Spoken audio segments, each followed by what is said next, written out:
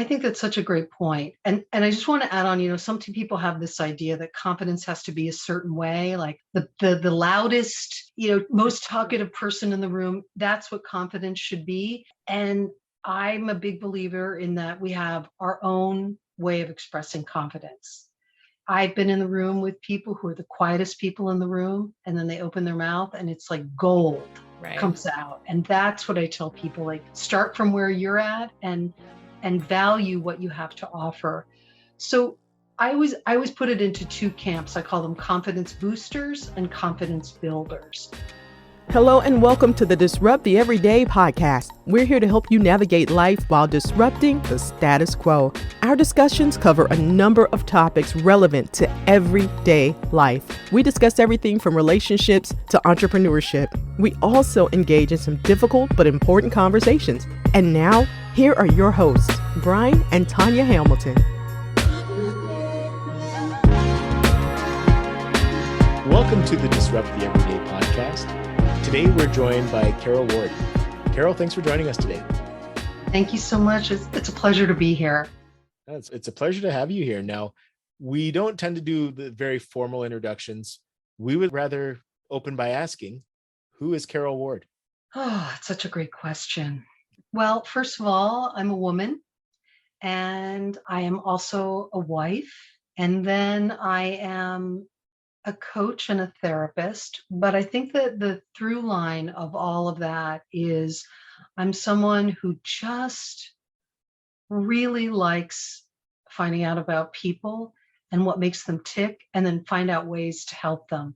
My husband isn't so happy about that because I'm still trying to, help him more than he wants and find out how he ticks. But I am really, really curious about people. And I am someone who believes in both the practical side of life. I'm very practical, but I also have a spiritual and what I call metaphysical side of me. So I love going back and forth between that. Right. I kind of want to focus on one thing there, this curiosity about people. Was this something that always existed? Like, if we met you when you were a child, were you curious about people back then? I really was. It's always the question of, is it your personality or is it how you grew up? And I think both. But my dad was in the military, so I moved around quite a bit. I have three brothers, so we all moved around as a family. And I think I don't know if you've had that experience where you land in a new place and you have to kind of figure out where you are and who's around you. And I wasn't shy about meeting people, but I think that made me curious about people. Like, who are these people? I've got to figure out what's going on, but not in a scary way, more of I want to connect. I always wanted to connect. So I think that's where it comes from. I was going to say, it's interesting because you're a psychotherapist and a confidence expert. Now, how did you get into this line of work? Oh, I think it has to come through people, because I had a lot of careers. I was a dog walker. I worked in restaurants when I was growing up. I babysat people. I was a babysitter. And I think, the thing about me in restaurants, like I was not a very good waitress, but I'm the person who would come to your table with your soup and it would spill over on the edge. But I had a big smile and I liked talking to people. And I think that over time, it was just this whole thing about when you talk to people and you're curious about them, they start sharing their lives with you. And that seemed to make it clearer and clearer to me that this fascination with people could take me there. At one point in my life, I was a performer, but I got to the point where I realized that I wasn't interested in performing. I mean, I liked being in front of people. I like speaking. I like sharing. But I didn't want to be an actor for an actor's sake. I think I just wanted to impart information and help people. So through all of those jobs, I think the people factor was the biggest one. I get you. I'm definitely a people person. My background's social work. So yes, definitely, and it's funny because it just comes naturally, right? And not always does it mean you're an extrovert, right? You can be an introvert and still really enjoy being around people and working with people. But I'm really excited to talk about the confidence expert part of your career. So now, how did you get into that, specifically the confidence piece? Well, I found that, and I just have to say to you, Tanya, if you have the background that I do, I don't know about you, but I I live in New York City. And so whenever I would get into a cab or anything, people just would talk to me. And once you find out, maybe I shouldn't have done this, once they find out you're a therapist or you're in social work, they tell you stuff. So I don't know if you've had that experience. Oh, But yes. I'm the one that like a lot of people call, text, and, ask me questions or just, let me know what's going on. And the amount of secrets I have up in this head from people who come and talk. But you know what? I also feel that it's a privilege, right? Like that Yes. people actually feel comfortable enough to share or ask maybe your expertise or your opinion. That's something like I don't take for granted, and we really respect that. So I get it. It's just this flow. And I think that's what then led me into the confidence expert and getting into coaching. My whole background and training besides social work school is the body-mind connection. Like I did all this training in how the body-mind connects and how we feel things in our body and trusting your gut. And as I worked with people more and more, I just saw that what got in the way for most people was, aside from real clinical things, but for most people was a lack of confidence and low self-esteem. And it just seemed that, probably because I had to heal that in myself. You have to learn how you teach what you need to learn. I had to heal my own self-esteem. I had to learn to be more confident in life. And as that became more and more evident, I started to speak about it. And I would give presentations, and then people approached me and said, I don't necessarily want to go into therapy, but do you do any kind of coaching to help me build my confidence? And I guess I had healed some confidence because I went, okay, I'll do it. And I took a lot of the stuff that I learned in social work school and what I learned over the years of being a therapist and broke it down into what's in the way and how can I help you help yourself feel more confident. So that was the trajectory that got me there. So you said this was something that had to heal for you as well. So so I guess I'm assuming you struggled with a lack of confidence at some point. I did in my 20s. It was this, which was probably a time that most people do, but I think for me, I think it was a stronger thing. I just felt like people would say things to me, like, let's say when I was a performer, I would get feedback, and there were people who were like, "Oh, you're talented. You should go on with this type of career. You can do it." And I didn't do it. I don't have regrets about it, but I didn't have the kind of belief in myself that I could go forward. And some of it had to do with my upbringing. I grew up in a family where there were some struggles going on, and there wasn't a parent necessarily saying, I mean, my parents loved me, but they didn't say, here, you want to get from A to Z, here's how you do it. They were going through their own struggles. So I didn't have a lot of cheerleading growing up. And maybe that's why I want to be a cheerleader to other people. So, thinking about confidence, a lot of people in my circle, like they're very strong in so many aspects. But the one thing I notice even in myself is there's always one part of your life where you lack that confidence, right? Yeah. So do you have any suggestions on how to strengthen that one part to bring it up to where everything else is? I think that's such a great point. And I just want to add on, some people have this idea that confidence has to be a certain way, like the loudest, most talkative person in the room, that's what confidence should be. And I'm a big believer in that we have our own way of expressing confidence.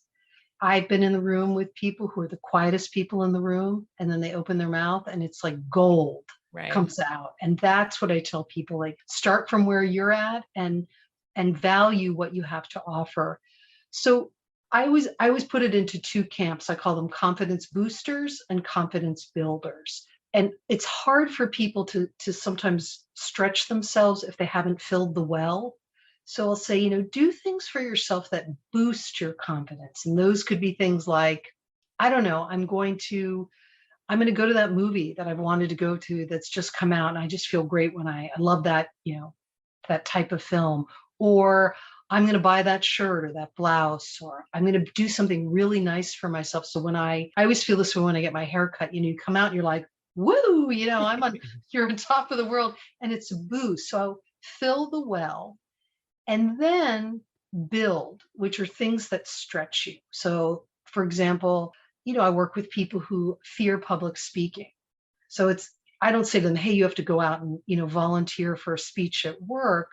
But what would it be like to take a class, join Toastmasters, speak to your boss and say to her, I want to speak up at the next meeting. I just want to let you know I'm a little nervous about it. Could you call on me? Like, there's all these little tiny steps in between the big goal. So these builders stretch you. So whatever the area is, what are the tiny little steps that can stretch you toward the bigger goal? Now, in terms of confidence, obviously, if there is a struggle with confidence, what are some of the ways you've seen this manifest itself, and how it's impacted people's lives? People don't speak up. That's one thing, and I don't mean just in a professional sense, but they don't speak up to their partner. They don't speak up to their relatives. They don't speak up to their friends because they lack that appreciation of themselves. And that's how I really define confidence. It's like, do you really appreciate yourself? Do you value the tiny things that make up who you are, even to the big things? I've worked with people who I always think this one example, this woman who raised a family and was going back to school. And I kept trying to help her recognize the value of the raising the family part.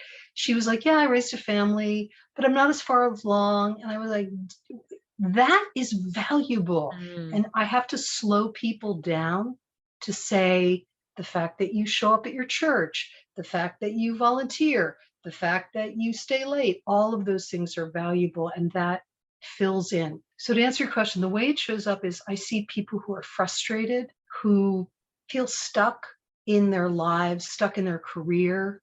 Sometimes there is a behavioral piece, which is they're over drinking, they're overeating, they're overspending, they're over whatever it is, because they're distracting themselves from the frustration of not being in alignment with who they are and what they have to offer. So I would say some depression, some anxiety. If someone comes to me as a coach and I pick up on that it's an anxiety issue or depression issue, I'll refer out to a therapist, because I don't like to go out of my scope of practice. I'm really focusing on coaching right now. I acknowledge it, but I don't want to straddle those two worlds and say, well, we'll do a little therapy, a little coaching. I think they're two separate modalities that people should use when they need that exact thing. So I just want to actually go back to the example that you just said about the mom who raised her family, and really minimize that.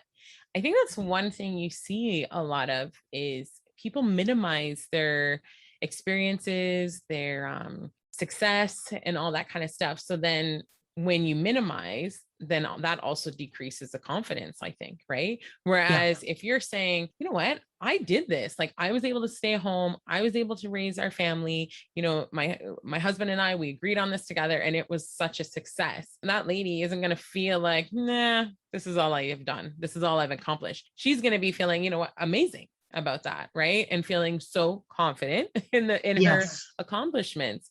So why do you think we tend to minimize our success? I think this goes back to how we were brought up. I mean, I've worked with people from all over the world, and it's interesting that sometimes different cultures, different families, I've worked with people. There's a saying, I want to make sure I have the right country. I think this person shared this, I'm not sharing anything secret, said that growing up, they had something called tall poppy syndrome, which is that poppies grow a certain height and you're not allowed to grow beyond the height of all the other poppies. Like, it was culturally not acceptable. There was this, don't be too big for your britches. It was considered immodest to say, hey, I did this or I did that. Certain religious groups feel that way. There's sometimes humbleness can get to the extreme. Everyone's like, oh, you have to be humble. And yes, you want to be humble and gracious. But if you squelch your achievements, it turns out, Tanya, exactly what you said. There is this dismissing. And then I think the word I'm thinking of is then a flattening of your spirit. Yeah. A real drop down in your spirit. And you can't give and be and live the way that you want to live. And that's a shame Mhm. for people. And it doesn't have to be, again, you don't have to run around going like, I'm the greatest person in the world. Right. But I've seen this with kids that they arrive going, I'm a star. Like, I'm just, and then over time, something happens where if the messaging is like, hey, don't be too loud, don't be too this, beyond what is normal parenting, that's when you see kids, their personalities start to dim. The light starts to go out. No, that's an interesting point that you bring up as well, too. Now, as a parent, if this is something that we start seeing as a parent, what are some of the things that we could, that we maybe need to measure ourselves for? Like if you find that your child is kind of dimming, like the light is going out, I think I always say to track it back and slow down and think about how you were raised. I always have to do this. How did the way I was brought up, besides the good parts of it that I would want to help with people, or I'm not a parent, but as a parent, you'd want to give back to your child. You would take the good parts. But were there any parts that you're like, maybe it wasn't so good that I was told, and I'm going to make an exaggerated statement, be seen and not, children should be seen and not heard. Well, there are times, right? Your parents, that loudness you can't be loud all the time. But if the message is like you have to be that way all the time, and you're passing on that message, and you see your child kind of shut down, that might be one way to start tracking. Like, what are the beliefs that you didn't like growing up that were put on you, and are you kind of inadvertently passing them on? I've had many parents in both coaching practice and my private practice say to me, I can't believe I said that to my kid. And I sounded just like my aunt, my mother, my grandmother, right? And sometimes it's good. This stuff is good, but sometimes it's not so good. So I think if you see that dimming, to slow down how you're interacting and notice your communication. Yeah, I think communication is so big, and it's all Right. also all in how it comes across too. So, Yeah. And we're all imperfect at it. I've said to people, I one time gave a webinar on couples, how couples could get along. And someone said to me, I used an example that I was fighting with my husband, and they were like, you fight with your husband? I'm like, yeah, I do. I'm imperfect, but to stay kind of attuned to am I coming from my best place? I'm going to try to aim as best as I can, knowing there are the days where I'm just not such a nice person. And then how do I recover? It's the recovery piece. I think that's the important piece. Like, how do I recover from unintentionally hurting my spouse, my partner, my kids? How do I recover from that? Because the recovery is where the trust is established time and time again. And the healing can take place from whatever happened. Yeah. That's right. So let me ask you, if I came into your office today to talk about, building my confidence, what would you start talking about to help me develop my inner confidence? I would first say, I would probably ask a series of questions. I would say, where do you think it's lacking? Like, where do you think that lack of confidence is showing up? Then I get an answer. And then I would say, and how does that affect you? What do you think? How's that affecting how you view yourself?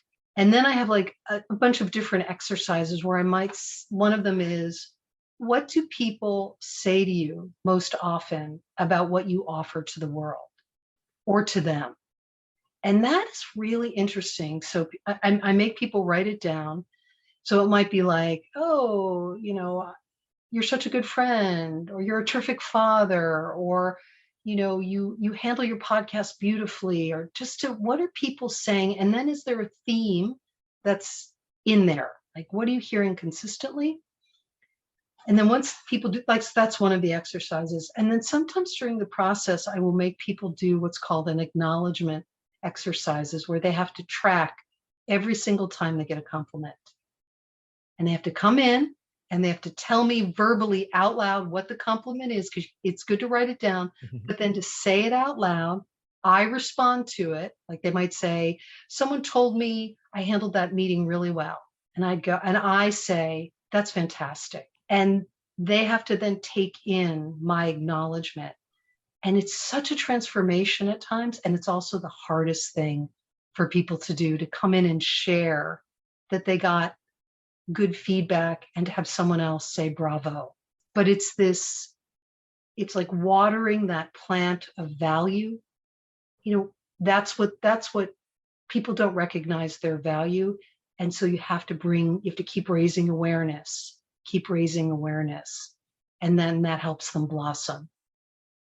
Okay. So when you say about the compliments, it's interesting, right? Like I don't know what a statistic would be, but there's so many people that have a hard time accepting a compliment, right? Oh, you did a great job. Saying, oh, well, I worked so hard and no, it was nothing, right? Exactly. You almost want to dumb it down every time. So that's actually a neat way to look at it, as you actually have to accept it and, really document that.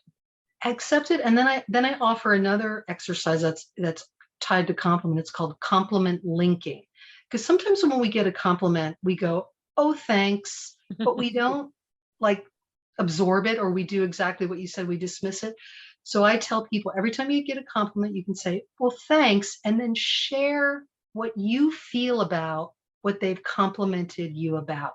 So if someone says, gee, you gave a great presentation. I really love that presentation, that you can say thank you and then share something from your heart, like, I really love talking about that, which reminds you of your joy, or I really loved sharing that information, which reminds you again of the importance of it. And I actually, or it could be even smaller. I went to the health food store and the person behind the counter said, I love that blouse. Now I could have just said, thank you, but I said, thank you. And this was true. I said, that you're the second person who told me that. I really love this blouse. There must be something about it that people like. And I extended the complimentary energy for that person and for me. So compliment linking links you to the compliment. Okay. One other thing, I'm sure Brian has questions. I'll let you jump in a second. Extending that compliment tree, I like that, because a lot of times, even like, especially if it's a random person, right? You want to say it, but you don't. So if I said that to you and you return that, and I would be like, I'm so glad I told her. Right. That's and then right. now the next time I see somebody working while I'm working behind the counter, what have you, I'm going to say something to them, because obviously, it reciprocates, right? Like, that you felt great about it. You saw the smile. You were told that this is the second time somebody said this, and then you feel good, right? So it does. I see what you mean. It creates a connection, and then this isn't the point of it, but imagine if you created that connection and then the conversation continued, and then someone find out what you did for a living, and then there's all of these unexpected networking opportunities that come out from that, because you chose to share beyond just the thank you. Mm-hmm. Now, one thing I kind of want to shift focus back to is, you gave us some good tips on really building our own confidence. And, since we did have a conversation a little bit earlier in the conversation, we were talking about parenting. What are some things we can do as parents to really instill that confidence and foster that in our children? It's a great question. So I always say, I'm not in the trenches. I'm not in it like you two are. But I mean, people certainly talk to me about their children, and I think that, and again, you probably do this naturally, it's recognizing the strengths and talents of that child, and being willing to challenge, and being willing to praise, and being willing to show your truth, and also not be liked by them for periods of times and pockets of time. Because if they see that you are like passionate about them and love them to pieces, but you are not going to compromise your values, your sense of self, they will push against it. but you were modeling confidence for them. So that's one thing, to model it within yourself. And then the second thing, I mean, probably this is an example that I've seen if, if I've worked with people who have self-esteem issues about their bodies. So if they are continually putting themselves down physically, that creates a lack of confidence for their children. So whatever, censor yourself, and I'm sure you do, but like censor your own stuff. But again, we're not perfect, and sometimes they're going to see that imperfection, but generally to be mindful, maybe that's the word, to be mindful of what you share about yourself until it's age appropriate. And then I think to, again, praise lavishly for things that are very well done, even if it's that child, made their bed for the first time or whatever it is, like that's fantastic. And balance it again with challenge, I believe. I mean, when I say that to you as parents, does that make sense? Or you're like, she has no idea what's going on? No, it makes total sense, right? It's just always nice to hear somebody else almost confirm, okay, yeah, this is most likely what many parents out there are doing, but just to get that confirmation again that everybody's moving in the right direction is always nice. Yeah. Yeah. Now, as someone who, you talk about struggling with confidence yourself, and you came a long way from that. Obviously, you're on a TEDx stage, which is not something that you picture somebody who lacks confidence doing. Right? Right. Can we unpack the journey to actually getting on a TEDx stage? Because that's something I've always been fascinated by. And what was it that you really had to do to get yourself to that point? Well, this taps into that metaphysical flow side.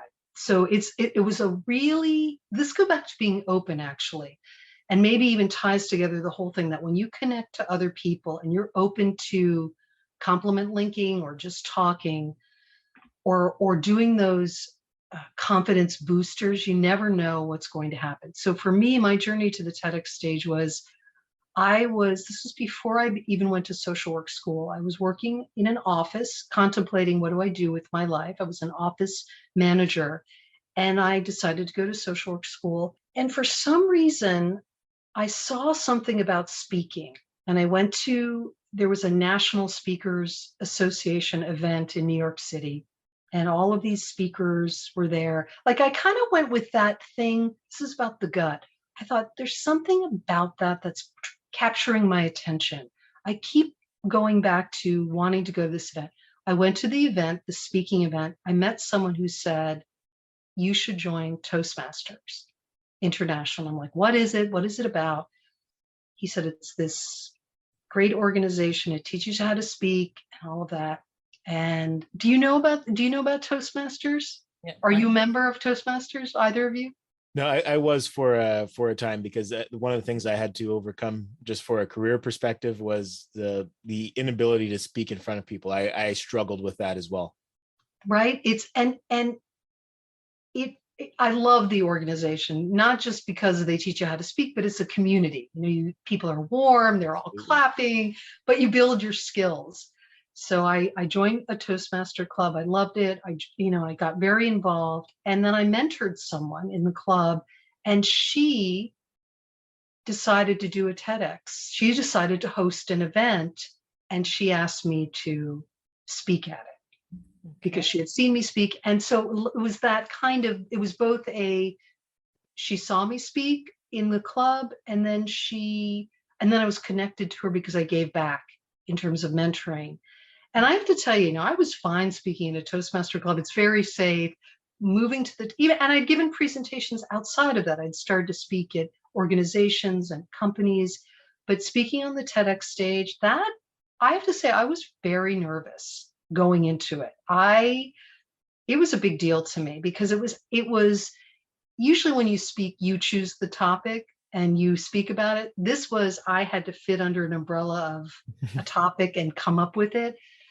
And it was in Times Square. It was in the New York Times building, and there were all these other speakers. And it was a professional, talking about a confidence, builder. It was a stretch, but once I did it, I loved it. And I think it's to get to the TEDx stage, because there are a lot of different places out there.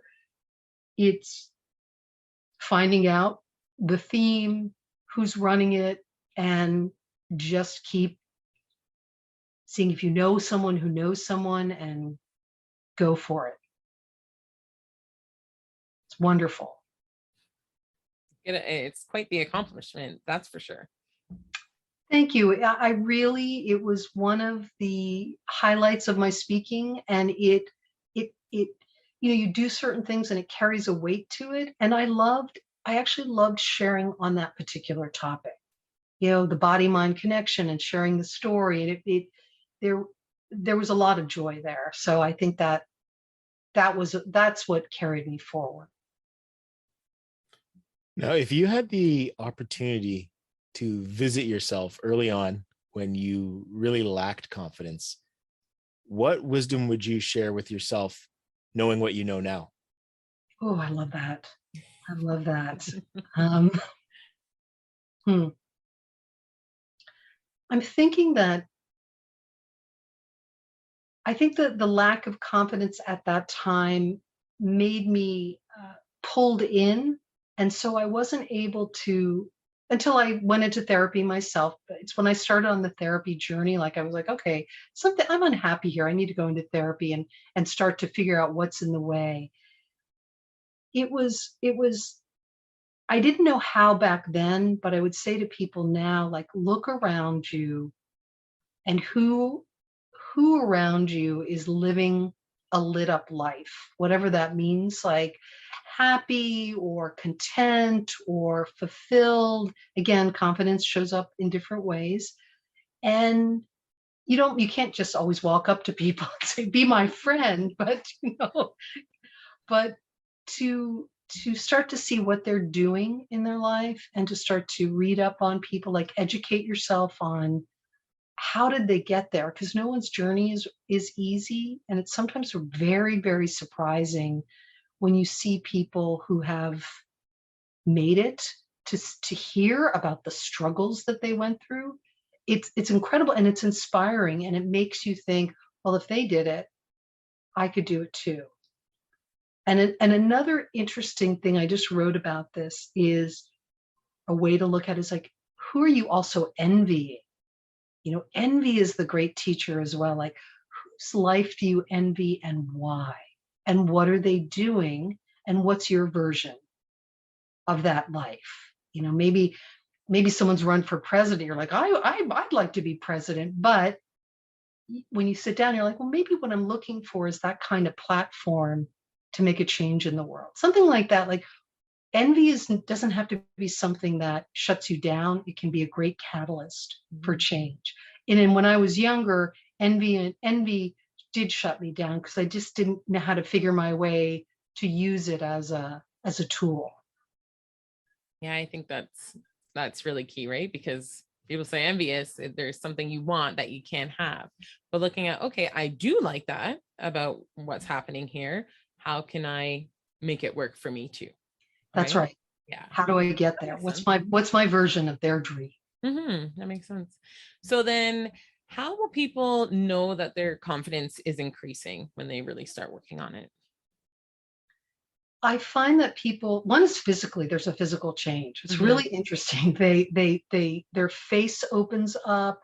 They carry themselves differently, and body language also is a great thing to help with confidence. To just, literally, what parents and grandparents, sit up straight and stand tall. It's really true. It does physiologically make a difference, because the brain and the body are so connected, that your physicality informs your mentality. So when you're sitting with people, when you're walking into a room where it matters to, long spine, all of that. So I see people, and sometimes it's small, they'll say to me, I spoke up at that meeting. It can be this little thing that they try, or I looked online and I researched Toastmasters. I didn't join yet, but I researched it. And you can hear a pride and an energy Whereas before there's more fear and flatness and containment in their voice. There just is this like, almost like, oh, I'm more than I thought. And it shows up physically, vocally, and in their actions. Okay. Now, you probably can't help but notice the books behind us, and you had alluded to reading up earlier. So and we'll get you to unpack your book as well, so people can learn about that. But since you mentioned reading and you are a reader, what are some of the books that you found strength in, or that you would just recommend anybody who's listening to this conversation today maybe take a gander at reading? Wow. One of the first one that comes to mind is it's an old book. It's called Earn What You Deserve. Do you know that book? It's written by a man who, it's all about using a 12-step model to heal financial wounds. So it's not just like, hey, think and grow rich and do all that, but it's really, why are you under earning? It's not necessarily about why are you in debt, but why are you under earning in your life? And psychologically, it's got so much information about what you believe and what you think. And I think that, under earning and self-esteem are very tied. Money and self-esteem are very tied, and people want an abundant life. So that's one book I recommend. Wow. You caught me off guard. I have to think about it. Like of another couple of books that I read, it's not a self-help book. I love Pride and Prejudice, but that's a whole other story. I'm thinking of books that I may turn to again. Actually, there's one, it's a book that I read about 3 months ago. She writes for, I have to think of what the column is. She writes for Atlantic Magazine, which you can get online, and her name is Lori Gottlieb. And the book is, I'm going to get the title wrong, but it's something like, maybe you should see somebody, or maybe you should talk with somebody. And it's all about her experience. She's the therapist, all about her experience as a therapist, and then going back into therapy and why. And it makes therapy much more of a, like, this is okay. It's okay to go to therapy. It's not a bad thing. It's a tool like anything else, and it can really transform your life. So those two come to mind. Nice. And now what about yours? Share a little bit about your book. Well, my first book was called Find Your Inner Voice. And that's what a lot of the TEDx talk is based on, like how you can start tapping into your gut instinct, and how your body and mind, once they're linked together, can be a very powerful resource. And I share about my grandmother who was from Russia, and she was very psychic, and she used to read coffee grounds in Russia, like she learned from somebody. But she would have she would say, she would say to my parents, she was living in Boston, she'd like, I want to go to the track, because that was a big thing back then. And she would win. Like she would bet and win. So I share that, I don't know if it's genetic, but I had someone in my life that was very psychic. So that book is all about trusting your gut. And then the second book is all about how worry can be a chronic thing and how to break free of it. Like, worry's okay. We have plenty to be worried about. But when worry starts to dominate your life, and you look at life through that lens of like, what could go wrong here? It's time to understand what it's about. And I don't mean it in a judgmental way, because sometimes we use worry as a defense against hope and vulnerability. So as long as we're worrying, we don't have to deal with our feelings. So that's some of the things I talk about. Okay. And as the title says, worried sick, right? Like, there's times in our lives, people's lives, where worry creeps up so much so that it actually comes out physically with your That's body, right. So yeah. The jaws, the clenched stomach, the, headaches, like if there's nothing medically wrong with you and you are experiencing physical things, a lot of times it's emotional feelings that aren't coming out. Not every time, but a lot of it is, needs to come out. That's why when people go to yoga classes, they cry, or they get a massage, or they'll cry, or they'll go for a run and the tears stream down their face. It's because the body has had a chance to kind of let go, and everything that's being held gets released. And it's normal. I always tell people it's normal. And it's just kind of random as I'm thinking as you're talking here, but would you say that there is potentially a correlation between a lack of confidence and maybe excessive worrying? Yes, actually, that's actually very well put. That's very true, because if you don't trust yourself and then the world, or that you can take care of yourself in the world, and you don't have the confidence to go out and create the world that you want, that's actually an excellent point, that yes, it would create that kind of worry. So instead of saying, I know everything's going to be fine, and if it's not fine, I'll know what to do, instead you try to anticipate through worry to make your world safe. I love that. That's very well put. I may steal that. That's very, that's very well I was going to say. Absolutely. So one other thing I kind of wanted to unpack here, because I was thinking about this earlier, and then you kind of hit on it again when you talk about when you were kind of diving into your books and talking about trusting your gut. Now, I know a lot of us, and me included, had this happen to me recently, where I am kicking myself because I didn't trust my intuition, and it came back to bite me. But what is it that's happening when we're getting that message from our own intuition to act on something, or what is that whole process, and our hesitancy around trusting that sometimes? I did some research on it, because it happens to people all the time. Even when you become fluent in intuition, there are going to be those times where you're like, why didn't I do it? So physically, often we perceive with our senses a tiny bit faster than it registers in the brain. So then what happens if we're not figuring it out logically, we're like, wait a minute, that doesn't make any sense, because there's this delay in it and in reasoning. And sometimes the intuition happens very quickly, right? We see that person and we think, I don't think I should be doing business with them, but their resume looks really good. And okay, I'll go with what is in front of me as opposed to what my senses are perceiving. And my senses might be perceiving, they don't look me in the eye, they're not doing this, they're doing, we tend to be very brain heavy and logic heavy. So when we get information that's not super in that logical formula, we tend to dismiss it. So the more that so I would say track it, like that time that you just had where you're like, why did I do that? To track back and go, what was telling me that I should or should not have done that thing? I felt this, I saw this, I noticed this. And then you just start to fine tune it. And then you get more and more information. And so I used to do things like I would being in the city, like I'm going to turn down a certain street because I'm being drawn that, and I would drawn that way. Sometimes I would run into someone, or I know when the bus is going to come, or I know when the subway, like I would challenge myself in these funny little ways to see if my instinct and intuition was correct. Because what I was picking up was something. Energy was moving very, very quickly.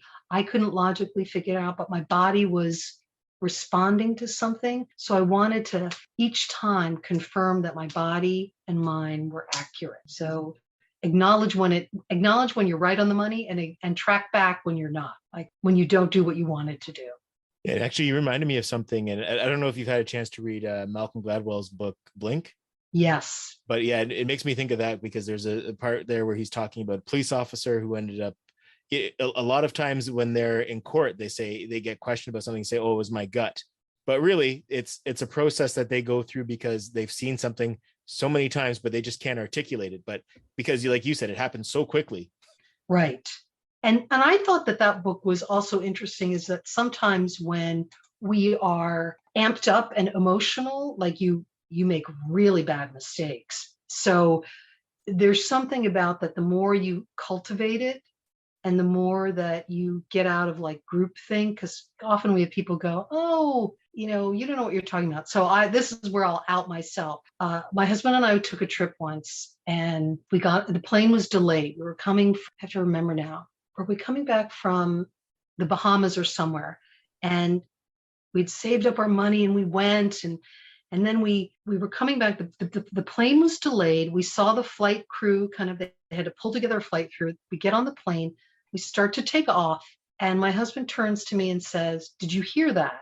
And I was the one that went, "Oh, you don't know what you're talking about. There's nothing wrong." He said, "I think there's something wrong." Besides the sound, and about 45 minutes into the flight, the attendant came on and said, "We're going to be making an emergency landing.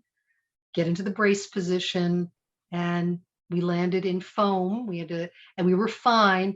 But I like dismissed him. And it's a story, as you can imagine, that we rehashed.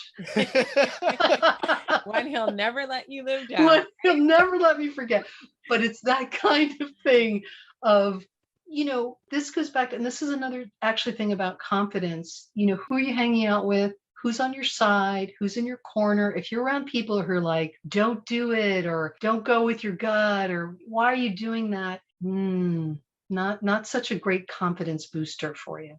Oh, absolutely. So true. Lots of diamonds in there. So I would say thank you for your time. Now, if anybody who's listening to our conversation today who wants to learn more, what are the best ways to connect with you? Best way is on my website, www.Karol with a K, Karol Ward.com. And actually, if people go on the site, there is a free download that you get. It's a stress relief download. And this goes back to what we were talking about, overreacting. If you're not in a state of calm, whatever that is for you, you can overreact and override your intuition. You can negate your confidence. So I have this audio download. It's 5 minutes long. It's set to original music, and you can play it when you're feeling stressed throughout the day. It combines breathing and a little bit of isometric squeezing with your hands, and it allows you to reconnect to yourself so then you can make confident decisions. So that's on the homepage, and people can, it does require you to put in your email, but then you get this free download. Nice. Awesome. Well, thank you so much for joining us today. We appreciate the conversation. I definitely got a lot out of it. Oh my goodness. Yeah. That was great. I love being here. This was such a great conversation. You two, your energy is wonderful, and you're very gracious and warm. And it was a great conversation for me too. Thank you. We have to accept this compliment. Yes. So thank you so much for sharing that. And it's encouraging for sure to keep us going with their podcast. Yeah, definitely go forward. Thanks so much, Karol. Thanks for listening to the Disrupt the Everyday podcast. For more ways to listen, connect with us on social media. To be a guest or to partner with us, check out our link tree at Disrupt the Everyday. Join us next time for more ways to disrupt the everyday.